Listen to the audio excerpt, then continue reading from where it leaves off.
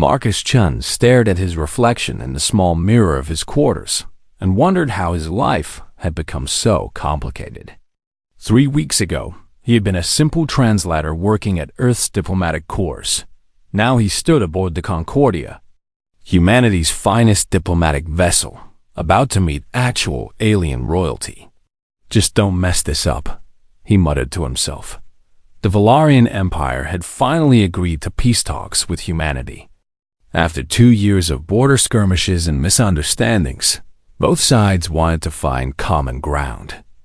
Marcus's job was to help them communicate, to make sure nothing got lost in translation between species. He straightened his uniform and headed to the docking bay.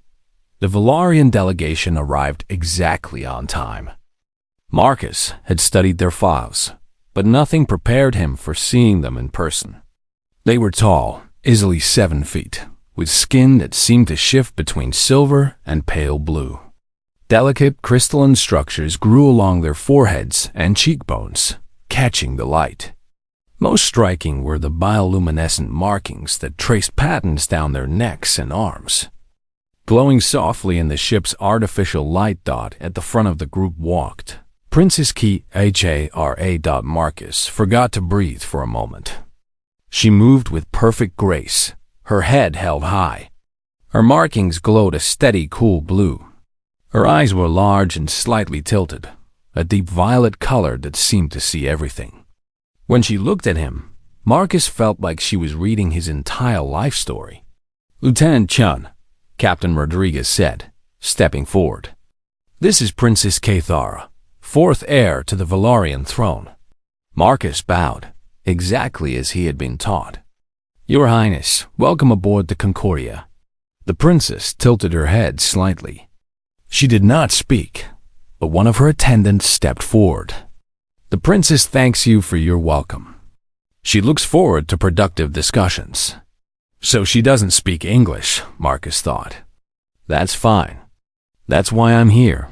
The orientation meeting lasted 3 hours. Marcus learned more about Valarian customs than he thought possible. They valued order, control, and careful thought. Emotions were considered private matters, not to be displayed publicly. Physical contact between non-family members was rare and significant. One more thing, the Valarian liaison added. Our hearing is quite sensitive, much more than humans. Please keep this in mind during your stay. Marcus nodded, making a mental note. The first diplomatic dinner went smoothly. Marcus sat near the princess, ready to translate if needed, though her attendants handled most of the communication. He noticed how she listened to everything, her violet eyes moving from speaker to speaker. When the human ambassador made a joke, her markings flickered briefly, but her face remained calm. She's smart, Marcus thought. Really smart. And she's actually listening, not just waiting to speak like so many politicians dot after dinner. They assigned quarters. The ship was crowded with both delegations, so space was tight. Marcus discovered his room was right next to the princess's suite. Is this appropriate? He asked the quartermaster. It's all we've got, Lieutenant. Unless you want to bunk with the engine crew? Marcus sighed. This is fine. He settled into his small room, exhausted. Translating wasn't just about words. It was about tone, context, cultural meaning. His brain felt like mush. He collapsed onto his bunk without even changing his uniform. Sleep came fast. In his dreams. Marcus found himself back in the dining hall. But this time, only the princess was there. She was laughing at something he said, a real laugh, not the controlled politeness from earlier. Her markings glowed brighter, shifting through colors he hadn't seen before. You're not like the others, Dream Marcus said. You actually care about making this work. And you're not afraid to say what you think, Dream Princess replied. It's refreshing. I think you're amazing, Marcus heard himself say. The way you listen to everyone, the way you consider every angle. That dress makes your markings look like stars. I could watch you all day. His dream shifted. Now they were walking through the ship's observation deck, looking at the stars. She was asking him questions about Earth, about human culture, about him. He was telling her everything, holding nothing back. "Your eyes are like deep space," Dream Marcus said. "Beautiful and full of mysteries." Somewhere far away, in the waking world, Marcus's mouth was moving. Soft words spilled out into the quiet darkness of his room. "So graceful. Wish I could tell her." Those markings, beautiful. The walls between rooms were thin. Standard ship construction, built for function, not privacy. In the next room, Princess Cathara sat in meditation, as she did every night.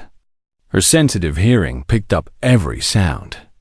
The soft hum of the ship's engines, the distant footsteps of the night crew, and the quiet, sleep-slurred voice of the human translator next door. Her eyes opened. Her markings flickered rapidly, shifting through several colors before she controlled them back to steady blue. She sat very still, listening. In Valerian culture, sleep was silent. Dreams were private, locked away in the mind. But this human was speaking his dreams aloud, unguarded and completely honest. He was talking about her. For the first time in years, Princess Cathara felt her careful control slip. A sound escaped her lips, soft and unexpected. She was laughing. Marcus woke to sunlight streaming through his window. He felt great, fully rested for the first time in weeks. He showered, dressed in a fresh uniform, and stepped out of his room, ready for another day of negotiations. Princess Cathara was standing in the hallway, waiting. Marcus froze. "Your Highness." Good morning. Can I help you with something?" She looked at him for a long moment. Her markings were a calm, steady blue. But there was something in her eyes. Amusement? Curiosity? When she spoke, her voice was clear and perfect. In English. "Good morning, Lieutenant Chen. I wanted to tell you that the walls on this ship are quite thin, and my people have very sensitive hearing." Marcus's blood turned to ice. You speak English?" "I do. I've been studying your language for months." She tilted her head slightly.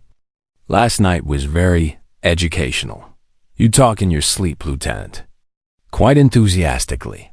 He wanted the floor to open up and swallow him. His face burned. "Your Highness, I am so sorry. I didn't. I would never intentionally." She held up one elegant hand, stopping his babbling. It was refreshing, actually. Valerians do not dream aloud. Your unconscious honesty is quite unusual. Then she did something that shocked him even more. She laughed. A real, genuine laugh, musical and warm. Her markings flickered through gold and soft pink before settling back to blue. "Try to rest well tonight, Lieutenant. I look forward to working with you." She walked away, leaving Marcus standing in the hallway, wondering if he should request an immediate transfer to the furthest possible posting in the galaxy. Behind her calm expression, Princess Cathara felt something she had not felt in years. Curiosity, interest, a crack in the perfect control she had maintained since childhood. This human was going to be a problem. An interesting problem. Marcus spent the entire day trying to avoid Princess Cathara.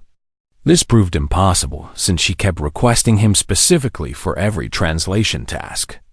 The fact that she spoke perfect English made these requests even more confusing. "Lieutenant Chun," her attendant would say, "the princess requires your translation services for the afternoon session." Marcus would arrive, prepared to translate, only to find the princess watching him with what he could only describe as barely hidden amusement. She would ask him to translate simple phrases she clearly already understood. Twice, she corrected his Valarian grammar. By the third day, his commanding officer called him into her office. Captain Rodriguez looked tired. "Chun, I need to know something. Is there a problem between you and the Valerian princess?" "No, ma'am," Marcus said quickly. Too quickly. because she keeps requesting you specifically. The Valarian liaison mentioned that the princess seems unusually interested in human culture. Specifically, in you. Marcus felt his face heat up. I assure you, ma'am, everything is completely professional. It better be. We cannot afford any inappropriate fraternization with foreign dignitaries. These peace talks are too important. One wrong move, and we could start an interstellar incident. She leaned back in her chair. Do you understand me, Lieutenant? Perfectly, ma'am. Good. Now get to the cultural briefing. You're already late. The briefing was led by Dr. Sarah Kim, humanity's leading expert on Valarian culture. She stood in front of a holographic display showing Valarian social structures. Valarians are fundamentally different from humans in how they process emotions, she explained. From childhood, they're trained to suppress emotional displays. For them, showing feelings publicly is considered a loss of control, a weakness. Marcus raised his hand. What about the princess? She laughed the other day. Right in front of me. Dr. Kim's eyebrows shot up. She laughed? An actual laugh? Not just a polite acknowledgement? Yes, a real laugh. The room went quiet. Dr. Kim looked genuinely shocked. Lieutenant, that's extraordinary. In all my years studying Valarian culture, I've never heard of royalty displaying such open emotion. Especially not Princess Cathara. She's known for being the most controlled member of the royal family. So, what does it mean? I honestly don't know, but it suggests you made quite an impression. That night, Marcus was determined not to sleep. He couldn't risk talking in his sleep again. He stayed up studying language protocols, reviewing cultural data, drinking coffee until his hands shook by 3 in the morning. His eyes wouldn't stay open. Just a quick nap, he told himself. Just 20 minutes. He collapsed onto his bunk and immediately fell into deep sleep. This time, he dreamed he was showing Princess Cathara around Earth. They walked on a beach at sunset, her markings reflecting the orange and pink sky. She asked questions about the ocean, about why water could be so many colors. Your world is beautiful, Dream Princess said. So much chaos, but also so much life. I wish I could show you everything, Dream Marcus replied. The bioluminescent algae that lights up the waves at night. The auroras in the polar regions. They'd match your markings perfectly. In his sleep, Marcus smiled. His voice murmured softly. Want to show her Earth? The oceans. She'd love the sunset. Her markings would glow like stars. In the next room, Princess Cathara had not been meditating. She had been waiting, curious if the human would dream aloud again. He did not disappoint. She listened to his gentle rambling about Earth's oceans and sunsets, about showing her his world. There was no deception in his sleep talk. No political maneuvering. Just honest, unfiltered thoughts taught in Valarian culture. Such openness was unthinkable. But she found herself drawn to it. His complete lack of emotional armor fascinated her. The next morning, Marcus found a handwritten note slipped under his door. It was in English, written in elegant script. Lieutenant Chen, your oceans sound fascinating. Are they truly bioluminescent as you described in your dreams? I have been researching Earth's marine environments. Perhaps you could recommend some educational materials. K. Marcus stared at the note for a full minute. She had been learning about Earth. She was interested. But why?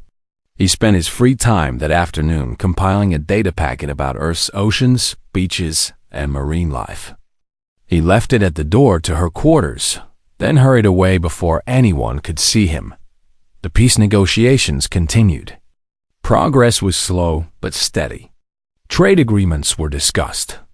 Border disputes were mapped. But tension simmered beneath the surface. Lord Velkoth led the Valarian military delegation. He was older than the princess, with darker markings and cold eyes. During one session, He spoke at length about maintaining proper cultural boundaries. Humans are new to the galactic community, he said, his voice carrying clear disdain. They bring emotional chaos wherever they go. We must be careful not to let their enthusiasm contaminate our traditions. Marcus translated the words exactly, keeping his face neutral. But he felt the insult behind them. Princess Cathara's markings flickered briefly, but she said nothing. That evening, she requested a private meeting with Marcus. They met in a small conference room, an attendant standing discreetly in the corner. "Your translation today was accurate," she said. "You captured Lord Velkoth's tone perfectly. Thank you, Your Highness. He does not respect your people. He sees humans as inferior, too emotional, too chaotic." Marcus nodded. "I gathered that." She looked at him directly. "Do you know why my people suppress emotions, Lieutenant? Because you believe they're weaknesses? Because we fear them." Her markings shifted to a darker blue. Centuries ago, Valarians went through a period of terrible wars. Emotions drove us to nearly destroy ourselves.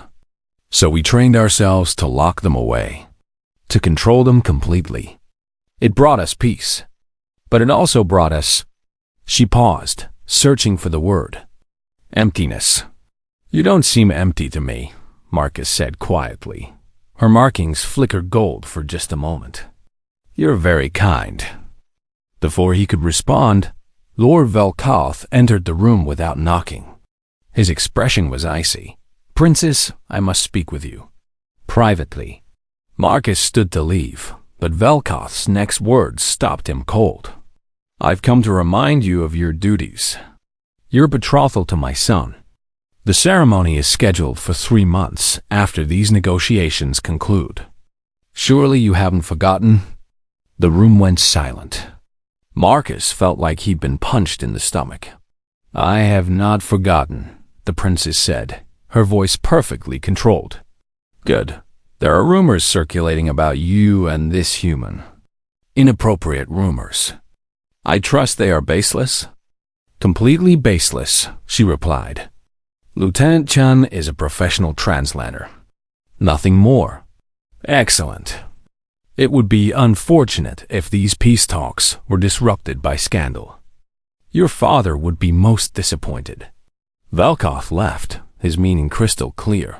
Marcus stood frozen. "You're engaged?" "It is a political arrangement. Made when I was a child. Common among Valarian nobility. Do you love him?" She looked at him for a long moment. "Valarians don't marry for love, Lieutenant. We marry for duty, for political alliance, for the good of our people. That's..." He stopped himself. "Say it," she said softly. "That's terrible. You deserve better than that." Her markings blazed bright gold before she controlled them back to blue. "Thank you for the translation services today. You're dismissed." Marcus left, his mind spinning. That night, he tried desperately to stay awake again. But exhaustion won. He dreamed of the princess trapped in a cage made of crystal, beautiful and cold.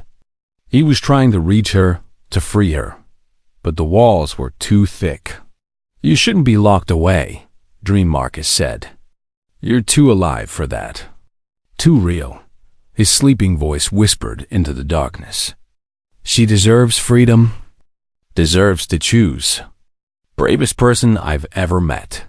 Next door, Princess Cathara listened to every word. A single tear rolled down her cheek, glowing softly in the dark. In 300 years of Valarian history, no member of royalty had cried. She was the first. The peace negotiations hit a wall on the 4th week. The territorial dispute over the Kepler 442 system had both sides deadlocked. Humanity wanted mining rights. The Valarian Empire claimed historical ownership. Hours of discussion led nowhere. Marcus sat through session after session, translating the same arguments back and forth. Everyone was frustrated. Tempers were rising on both sides. Then Princess Cathara spoke up. What if, she said, her voice cutting through the argument, we established a joint research station instead? Neither side owns it exclusively. Both benefit from the resources. Both contribute personnel and expertise. The room went silent. It was such a simple solution that no one had considered it. A human-style compromise, Lord Velkoth said with disdain. Sharing instead of clear ownership. Emotional thinking. No, Marcus found himself saying. Everyone turned to look at him. He swallowed hard but continued. It's practical thinking. It solves the problem without either side losing face. That's not emotional. That's smart.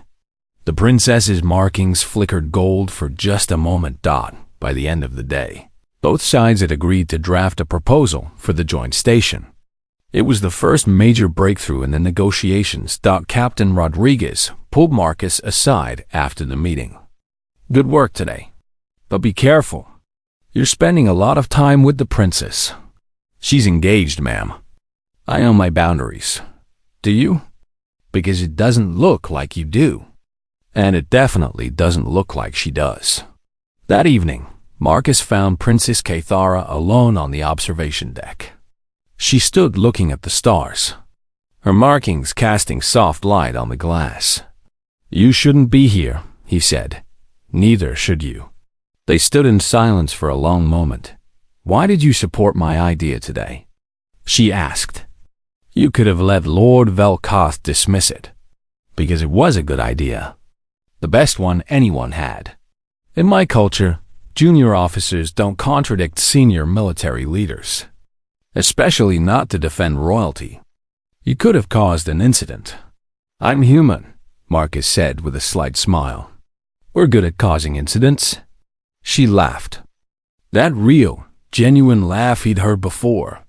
Her markings shifted through gold and soft pink. Your laughter, Marcus said carefully.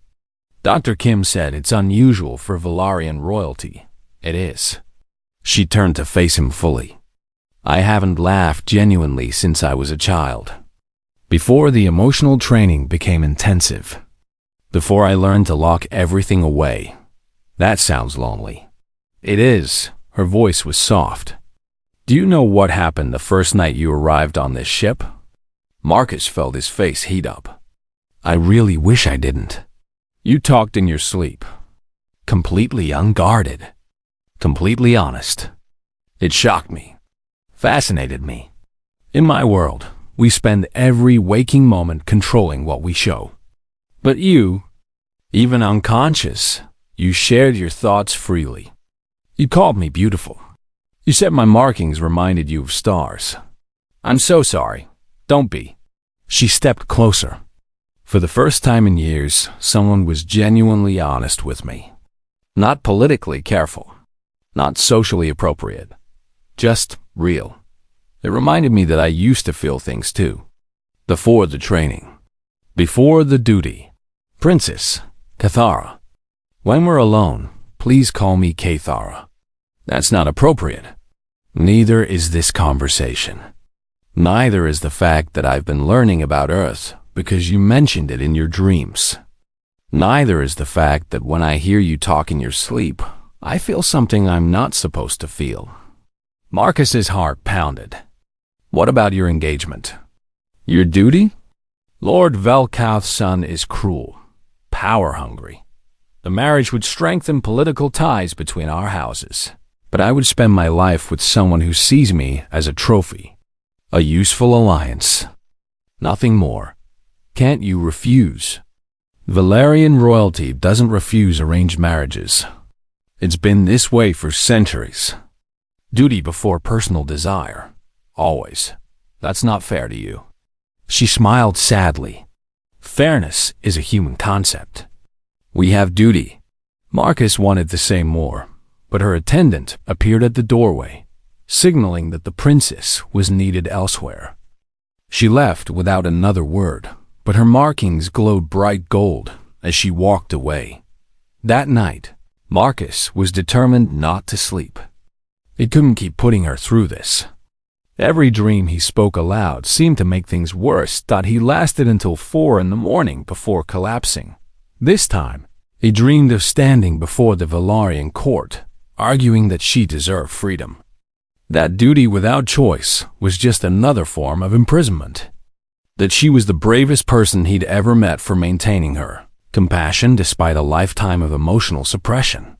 His sleeping voice spoke clearly into the darkness. She deserves better. Deserves to choose her own path. Strongest person I know. Wouldn't let anyone cage something so beautiful. She's not a political tool. She's extraordinary. In the medical bay 2 decks away, Princess Kathara couldn't sleep. She had been listening to recordings. Her attendant had discreetly placed audio monitors in the hallway, supposedly for security. She heard every word Marcus spoke in his sleep. Her markings blazed through a rainbow of colors she hadn't shown since childhood. Her hands trembled. For the first time in her adult life, she allowed herself to cry openly. The next morning, Marcus woke to an emergency meeting alert. He rushed to the conference room to find both delegations assembled. Lord Velkoth stood at the head of the table, his expression cold. It has come to my attention that Princess Kathara has been engaging in inappropriate communication with Lieutenant Chun. This is unacceptable. The lieutenant will be removed from this mission immediately. Captain Rodriguez looked furious. On what grounds? On the grounds that he is interfering with a betrothed member of Valerian royalty. This is a grave insult to our customs. That's not true, Marcus said. I've been completely professional. Have you? Then explain why the princess has been spending private time with you. Why she has been studying human culture obsessively. Why my agents have heard you talking about her inappropriately. Marcus's blood ran cold. They had been listening to his sleep-talking. This is ridiculous, Captain Rodriguez said. The lieutenant has done nothing wrong. Nevertheless, he will be removed. Or these peace talks end now. The room erupted in argument. Through it all, Princess Kathara sat silently, her markings a controlled, steady blue. Finally, she stood. Everyone fell silent. Lord Velkoth is correct, she said, her voice perfectly calm. I have been behaving inappropriately. I have allowed my curiosity about human culture to cloud my judgment. Lieutenant Chun is blameless. I take full responsibility. Then you agree to his removal? Velkoth asked. I agree that changes must be made. However, I have a counter-proposal. She turned to face the entire assembly. Her markings began to shift, moving through colors Marcus had never seen before. I invoke the right of challenge under the ancient law of worth. Any member of Valarian nobility may challenge an arranged marriage if they can prove another suitor is more worthy. The Valarian delegation gasped. Actual gasps. Even Lord Velkoth looked shocked. That law hasn't been invoked in over 1,000 years, he said. But it is still valid. I challenge the arrangement. I propose a trial to determine who is truly worthy. This is madness, Velkoth said. You would destroy centuries of tradition for what? A human who talks in his sleep? She smiled. For the first time, her smile was not controlled or polite. It was fierce. I would destroy nothing. I would uphold our most ancient laws.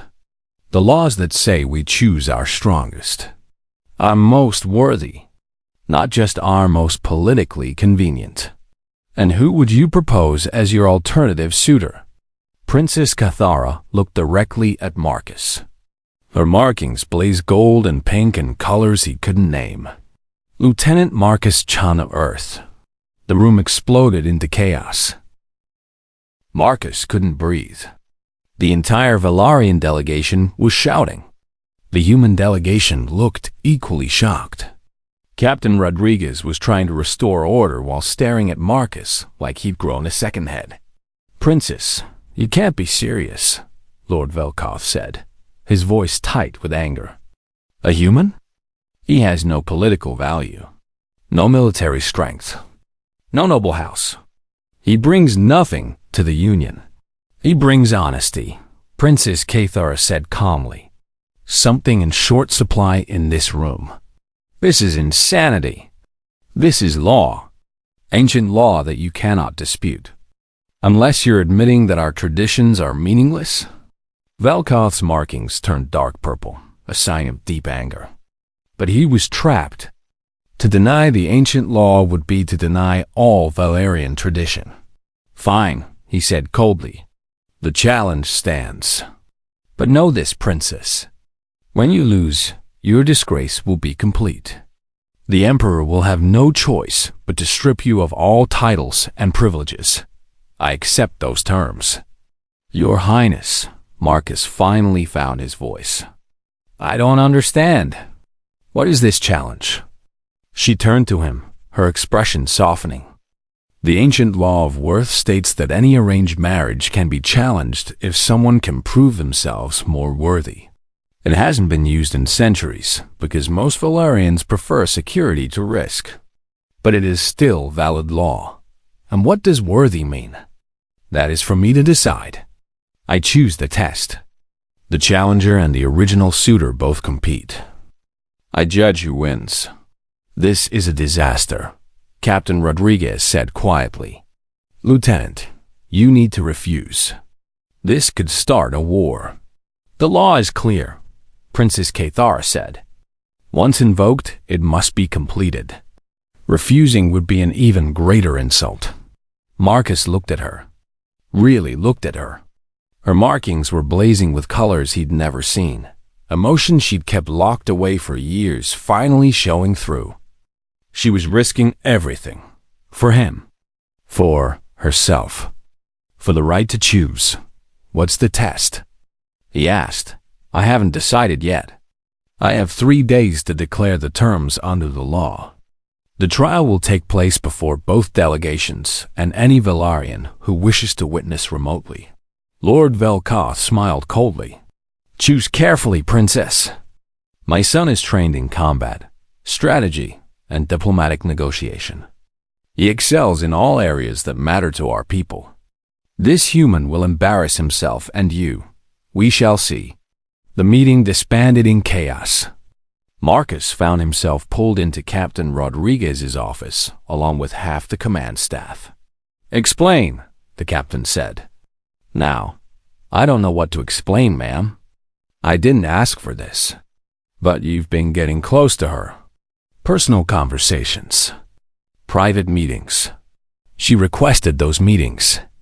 I was professional. You're in love with her. It wasn't a question. Marcus opened his mouth to deny it, then stopped. What was the point? Yes, ma'am. I am. Rodriguez rubbed her temples. This is the worst possible scenario. If you compete and lose, it's a humiliation for all of humanity. If you somehow win, you create a massive political incident. Either way, we lose. I could withdraw, Marcus said quietly. Claim illness. Refuse the challenge. And insult the princess and her entire culture? No, you're stuck, Lieutenant. And so are we. Over the next 3 days, Marcus barely slept. When he did, his dreams were chaotic. He no longer tried to stop his sleep-talking. What was the point? Everyone knew now. He dreamed of failing her, of watching her marry Velkoth's son, of never seeing her laugh again. His sleeping voice spoke his fears. Can't lose her? Not strong enough. Not worthy. Please don't let me fail her. On the third morning, Princess Cathara sent word. She had chosen the test. The assembly gathered in the main conference hall. It had been converted into something resembling a Valarian courtroom. Both delegations sat in formal rows. Screens showed thousands of Valarian citizens watching remotely. Lord Velkoth's son, Prince Dracoth, stood on one side of the room. He was tall and imposing, with dark markings and cold eyes like his father. He looked at Marcus with open contempt. Marcus stood on the other side, trying not to shake, Princess Kathara entered last. She wore formal robes that caught the light, her markings glowing against the fabric. She took her position at the center of the room. "I have chosen the test," she announced. "Each shooter will stand before me and speak for 1 full hour. They will speak complete truth about their feelings, their intentions, and their heart. No political maneuvering. No careful diplomacy. No emotional suppression. Complete, unfiltered honesty." The room went silent. You could have heard a pin drop. Lord Velkoth stood slowly. "You cannot be serious. You've chosen a test that favors humans. They have no emotional control.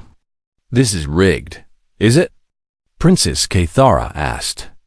"Are you saying that Valerians cannot be honest? That we are so suppressed that truth is impossible for us? That emotional honesty is beyond our capabilities?" Another trap. Velkoth had no answer. "The test is legal under the ancient law," she continued. "I have chosen something that measures the heart, not just the mind. If you dispute this, you dispute our most sacred traditions." Velkoth sat down, his markings dark with fury. "Prince Drakoth will speak first," the princess said. "Then Lieutenant Chan. I will judge who demonstrates true worth." Drakoth stepped forward confidently. He began speaking in formal Valerian. Marcus translated quietly for the human delegation. "I come from a noble house with centuries of honor. My family controls 3 systems and has military strength unmatched in the Empire. Marriage to me would strengthen the royal line and bring stability to—" "Stop," Princess Kathara said. "I ask for feelings and heart, not political advantages." Drakoth paused, clearly thrown off. He started again. "I respect your position. I believe we would make a suitable match. Our temperaments are compatible. We both value duty and tradition. Together we would." "You're still being diplomatic," she said softly.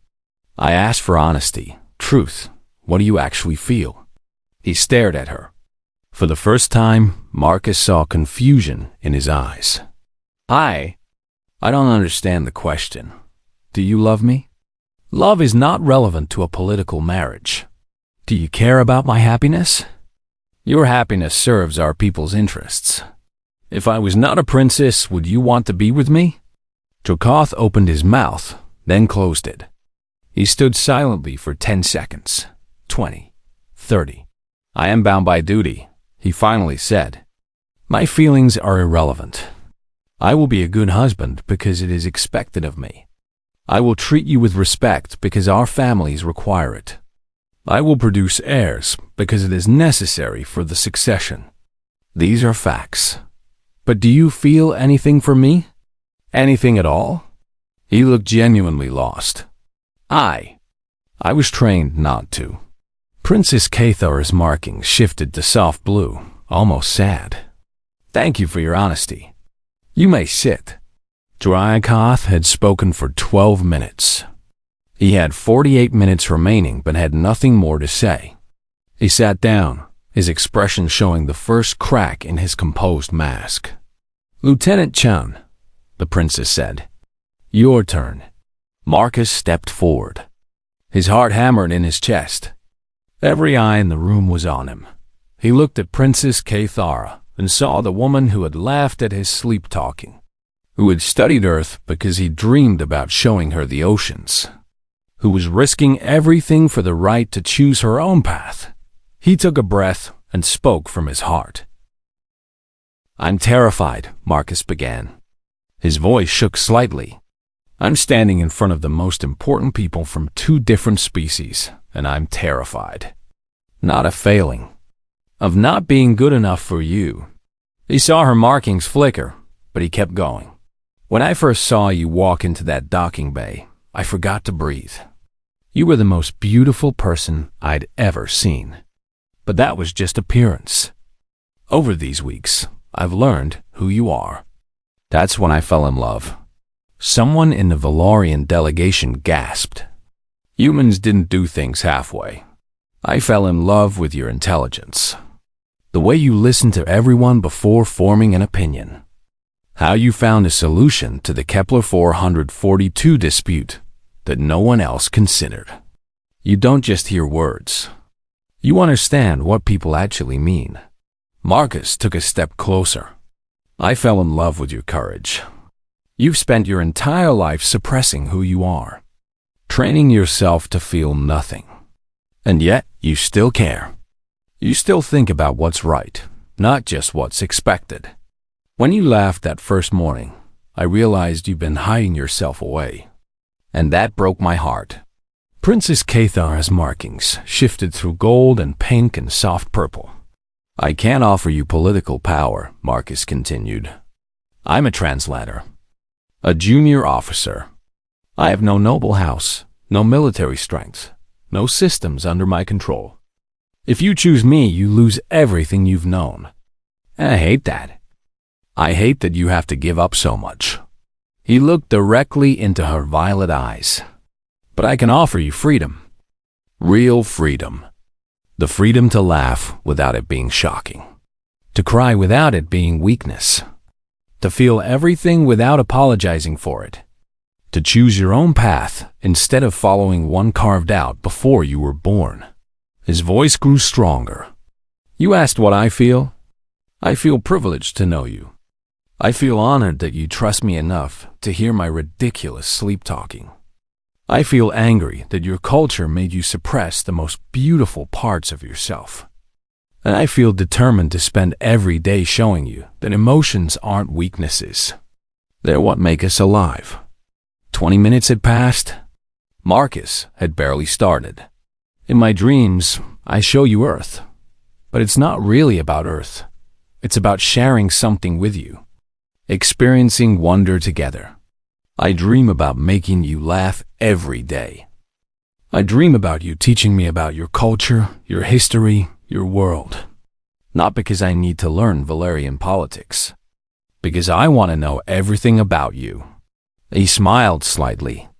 I dream about arguing with you because I know you're smarter than me and you'll win most of the time.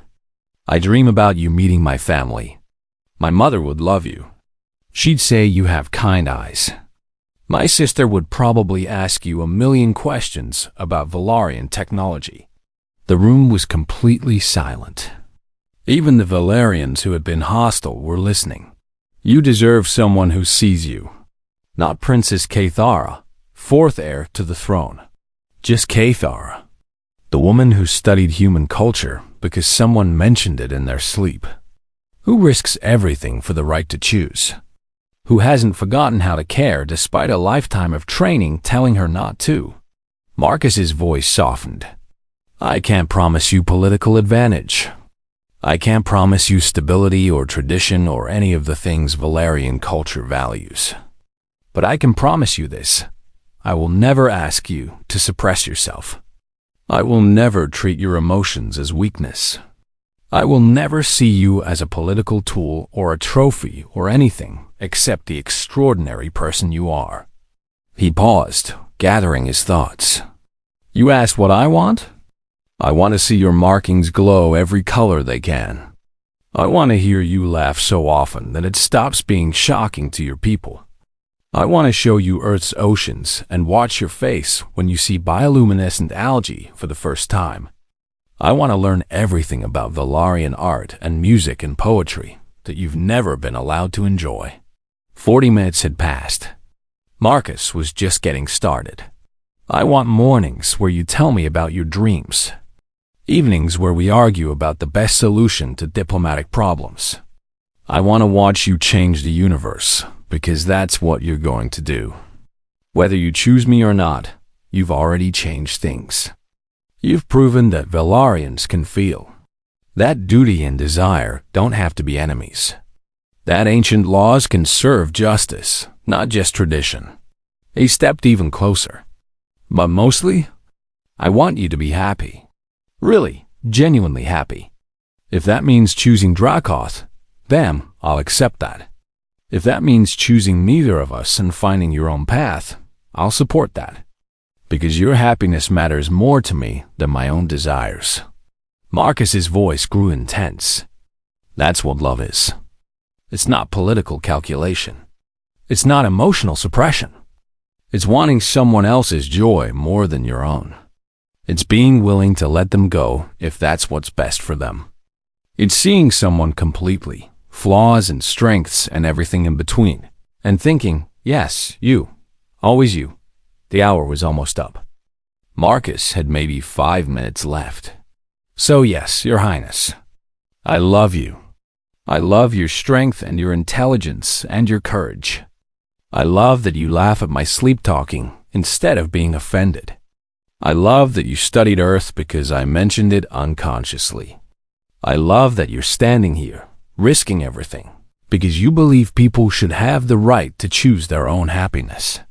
He took a deep breath. I am nowhere near worthy of you, but I promise you this. If you choose me, I will spend every single day trying to deserve the gift of your presence in my life. I will support your dreams. I will celebrate your victories. I will stand beside you when things are hard. And I will never, ever ask you to be anything less than fully yourself. Marcus looked at her one last time. That's my truth, princess. That's my heart. Completely unfiltered. Completely honest. Exactly like you asked. He stepped back. 60 minutes exactly. The room was silent. Even Lord Velkoth seemed stunned into speechlessness. Princess Cathara stood slowly. Her markings were blazing through every color imaginable. Gold and pink and purple and shades that had no names in human language. Tears ran down her cheeks, glowing softly. In 300 years of Velaryon history, she said, her voice shaking, no member of royalty has cried publicly. It was considered the ultimate loss of control. The ultimate weakness. She walked toward Marcus. But I am crying now, because I just heard someone speak complete truths for an entire hour. Because someone saw me, really saw me, and decided I was worth fighting for. Not my title. Not my political value. Me. She turned to face both delegations. Prince Dracoth spoke truth. He was honest about his training, his duty, his lack of feeling. I respect that honesty. But he offered me a life of continued suppression. Of being a political tool. Of never being fully alive. Her markings blazed brighter. Lieutenant Marcus Chun offered me something I thought was impossible. The freedom to be myself. The permission to feel without shame. A partnership built on choice, not obligation. He stood before everyone and spoke his heart without armor, without protection, without fear of judgment. Princess Cathara looked directly at Marcus. That is true strength. That is true worth. The courage to be vulnerable. To speak truth even when it's terrifying. To value someone else's happiness above your own security. She turned to Lord Velkoth. I choose Lieutenant Marcus Chun, and I renounce my claim to the throne. The room erupted. Velkoth was shouting. The Velaryon delegation was in chaos. But Princess Cathara stood calm in the center of the storm. By renouncing my succession rights, I free myself from royal obligations, including arranged marriages. The ancient law is satisfied. The challenge is complete. My choice stands. You're a fool, Velkoth said coldly. You've destroyed your entire future for a human who will die in a fraction of your lifetime. You've disgraced your family. History will remember you as the princess who threw everything away. She smiled. A real radiant smile. History will remember me as the princess who chose freedom. Who proved Velaryons can feel without losing control. Who demonstrated that duty and happiness don't have to be enemies. I consider that a legacy worth having. She walked to Marcus and took his hand. Her skin was cool and slightly electric against his. Is this real? Marcus whispered. As real as your dreams, she whispered back. Except we're both awake this time.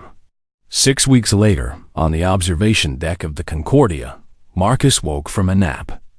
Princess Cathara sat beside him, reading a book about Earth's marine biology. You were talking in your sleep again, she said, amusement clear in her voice. Marcus groaned. What did I say this time? Something about teaching me to swim, and how proud you'd be to introduce me to your mother, and how you wanted to show me the northern lights. Her markings glowed warm gold. Also something about my markings being prettier than stars, which is scientifically inaccurate but very sweet. He laughed. I can't help it. My brain is very honest when I'm asleep. I know. It's one of my favorite things about you. She set down her book.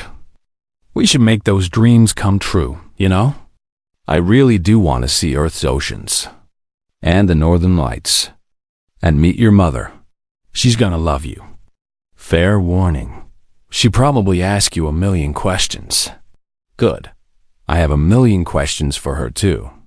About raising a son who values honesty over safety, who speaks his heart without fear, who taught me that feeling everything is strength, not weakness. Marcus took her hand. Her markings shifted through soft pinks and golds, emotions she no longer hid. Do you ever regret